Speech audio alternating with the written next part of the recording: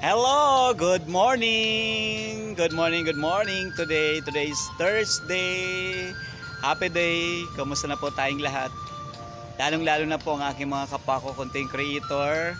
Kamusta na ba tayo? Kamusta ba na ating platform? So nag-i-enjoy ka pa ba? Kasi kung isipin natin talaga, lalong-lalo na tayo kung medyo matagal na minsan parang gusto nating gumive up na, no?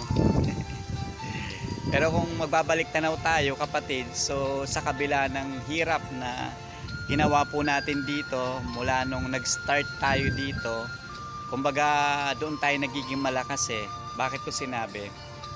From the beginning, sobra. Kahit ako, aminado ako kasi nung una talagang mapapansin ko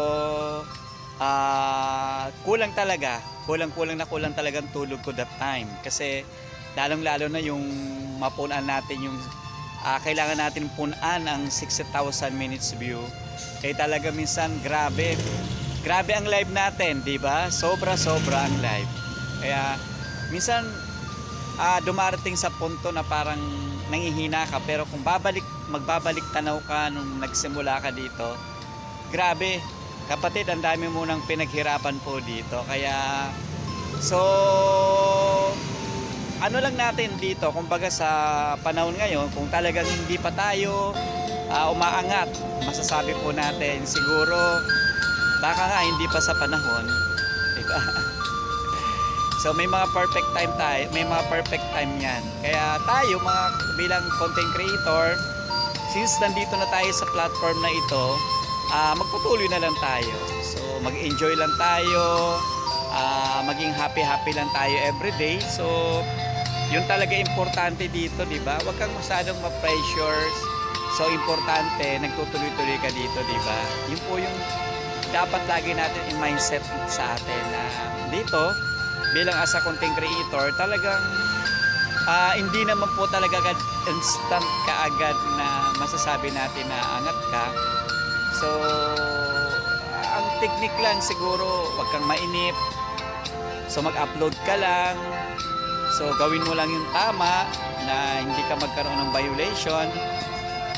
And then finally, kailangan maging happy ka lang sa ginagawa mo. So yun dapat talaga. Kasi pag hindi ka na happy sa ginagawa po natin, tendency talaga mawawala ka. Pero kung enjoy mo lang ito, talagang magtutuloy-tuloy ka dito. Kaya ganun lang mga kapatid. So laban-laban lang tayo. Huwag tayong gumive up.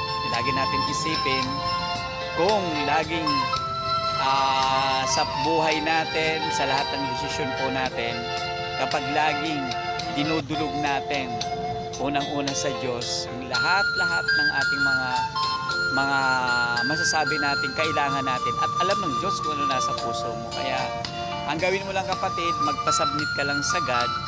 Yun po ang importante para lagi tayong always happy tayo.